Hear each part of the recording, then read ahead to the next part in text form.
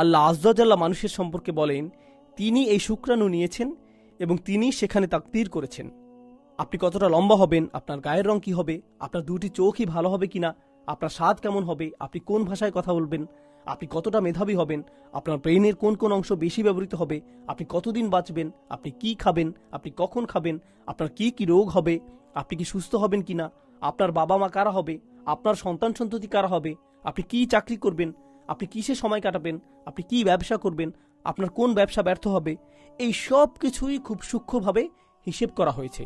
যখন আপনি এমন ছিলেন, যখন আপনার অস্তিত্বই ছিল না। মিন নুতফা খলাকাহু ফাকাদ্দারাহ, তিনি তার পুরো জীবনকে হিসেব করেছেন, খুবই সূক্ষ্মভাবে হিসেব করেছেন। সুবহানাল্লাহ, এটা আমাদের আকীদার অংশ, তাকদীর। তাহলে আল্লাহ আয্যা ওয়া জাল্লা এই কাফেরকে বলছেন, তুমি তোমাকে ধ্বংস করেছো, তুমি কত অবলীলায় অস্বীকার করতে পারো, তুমি কোত্থেকে এসেছো সেটা একবার ভাবো। তোমাকে কতটা ক্ষুদ্র জায়গা থেকে সৃষ্টি করা হয়েছে, আমি তোমাকে এখান থেকে সৃষ্টি করেছি, এরপরও তুমি সন্দেহ করছো। তোমরা সবাই এটা ভুলে গিয়েছো এবং কতটা অবলীলায় তোমরা এই সব কিছুকে অস্বীকার করছো। এর বিপরীতে সূরা নাজিয়াতের বর্ণনাটি দেখুন, সেখানেও আল্লাহ মানুষকে তার অবস্থান সম্পর্কে বলছেন। সেখানে তিনি বলছেন, ওয়া আনতুম আশাদ্দু খালকান আমিস সামা বানাহা, তোমাকে বানানো কি বেশি কঠিন কিছু, নাকি এই সুউচ্চ আকাশমণ্ডলী।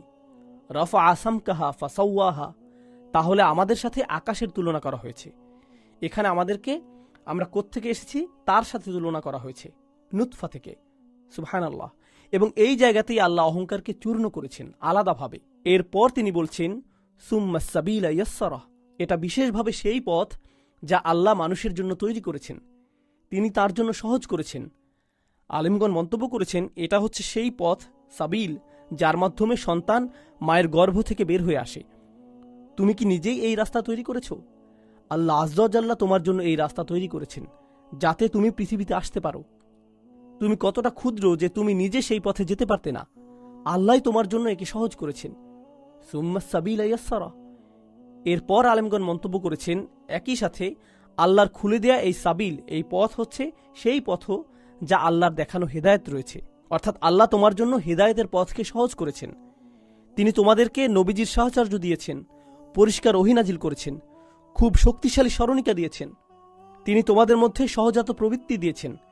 এই হেদায়েতের পথে পৌঁছানোর জন্য কত কিছু আল্লাহ দিয়েছেন, অনেক কিছু আল্লাহ তোমার জন্য সহজ করে দিয়েছেন। এরপরও তুমি অস্বীকার করতে পারো? এত কিছুর পরেও এত অবলীলায় তুমি সবকিছুকে অস্বীকার করে জীবনে পথ চলছো যেন কিছুই হয়নি। সুম্মা সাবিলা ইয়াসসারা, এরপর আল্লাহ আয্যা ওয়া জাল্লা বলছেন, সুম্মা আমাতাহু ফাআকবারাহ, তোমার জন্য সেই পথকে সহজ করার পরে, পৃথিবীতে চলার পথ সহজ, হেদায়েতের সহজ পথ, জীবনের প্রতিটি ধাপকে সহজ করার পর, সুম্মা আমাতাহু, এরপর তিনি তাকে মৃত্যু দেন। তুমি নিজে তোমার মৃত্যু ঘটাতেও পারো না। তুমি মনে করেছো তোমার জীবনের নিয়ন্ত্রণ তোমার হাতে, তোমার মৃত্যুর নিয়ন্ত্রণই তো তোমার হাতে নেই। ফাআকবারাহু, এরপর তিনি তাকে কবরে পাঠান, তিনি তাকে কবরস্থ করেন। ফাআকবারাহ, তার মৃত্যুর পর। আরবিতে কবর শব্দ দিয়ে বোঝায় পৃথিবীতে প্রবেশ করা। অতএব যদি তোমাকে পুড়িয়ে ফেলাও হয় এবং তোমার ছাই বাতাসে উড়িয়েও দেওয়া হয়, কিংবা যদি তোমাকে তিমি মাছ খেয়ে ফেলে, পরিশেষে সব প্রাণী নিঃশেষ হবে। নিঃশেষ হয়ে কোথায় যাবে? পৃথিবীতেই। সবকিছুই পৃথিবীতেই পুনরায় ফিরে আসবে। ফাআকবারাহ, তুমি কবরস্থ হও বা না হও, ভেসে যাও বা যাই হোক, পরিশেষে তোমাকে পুনরায় পৃথিবীতেই ফিরে আসতে হবে।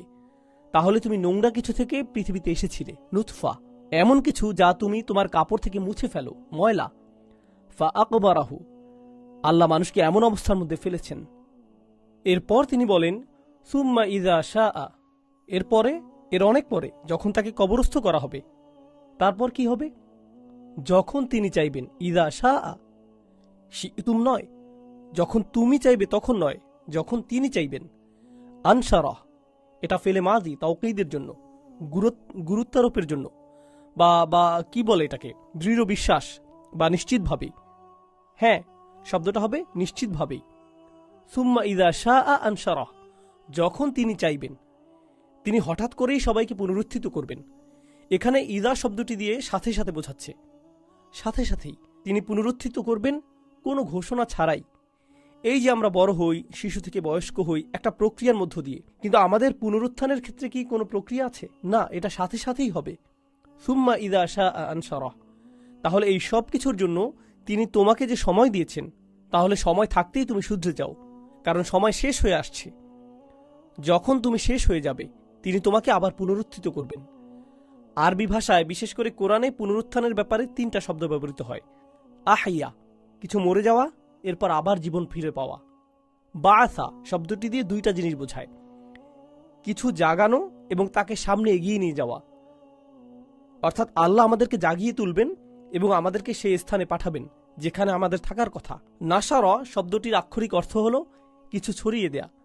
যেমন নাসার আল মাইয়িতু নুসরান, আরবিতে এমন একটা কথা আছে, অর্থাৎ ফসল তোলা হয়েছে। এর মানে হলো অবশিষ্ট অংশ জমিতে পড়ে রয়েছে, এগুলো আটি বাঁধা অবস্থায় নেই, ছড়িয়ে রয়েছে।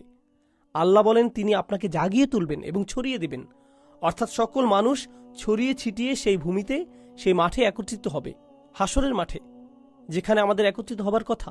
সুবহানাল্লাহ। তো সুম্মা ইদা শাআ আনশারাহ, এরপর আল্লাহ আযজা ওয়া জাল্লা আবার বলছেন কাল্লা, কাল্লা, না, একদমই না।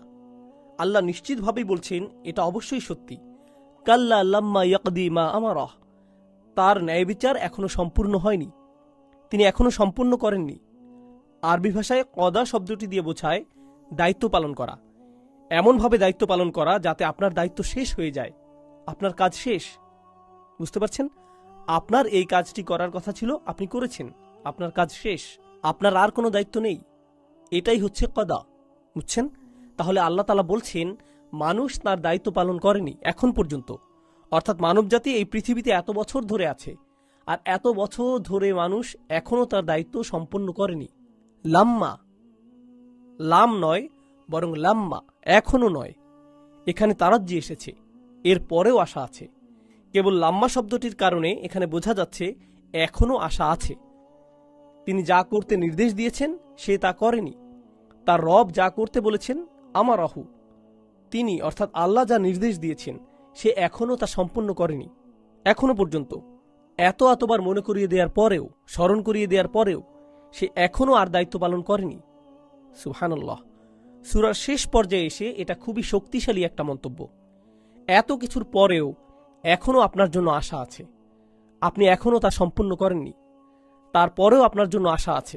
লাম্মা ইয়াকদি মা আমারাহ, এরপর আল্লাহ আযজা ওয়া জাল্লা বেশ ইতিবাচক ভাষায় শক্তি যোগাচ্ছেন। যদি এত কিছু তোমাদের জন্য যথেষ্ট না হয়, তাহলে এই নাও তোমাদের জন্য আরও কিছু নির্দেশিকা। ফালইয়ানজুরিল ইনসানু ইলা তুআমিহি, তাহলে মানুষ খুব সূক্ষ্ম দৃষ্টিতে তার খাবারকে পর্যবেক্ষণ করুক, সত্যি সত্যি তার খাবারের দিকে তাকাক, খুব সতর্ক দৃষ্টিতে। আপনার প্লেটের খাবারের দিকে তাকিয়ে একটু চিন্তা করুন, আল্লাহ কেন চাচ্ছেন যে আপনি খাবারের দিকে তাকান? এটা মনে করিয়ে দেওয়ার জন্য যে আপনার দায়িত্ব আছে। কাল্লা লাম্মা ইয়াকদি মা আমারাহ ফালইয়ানজুরিল ইনসানু ইলা তুআমিহি, মানুষ এখনো সম্পন্ন করেনি, মানুষ এখনো তার দায়িত্ব সম্পন্ন করেনি যা আল্লাহ তাকে নির্দেশ দিয়েছেন। সে একবার যেন তার খাবারের দিকে তাকায়।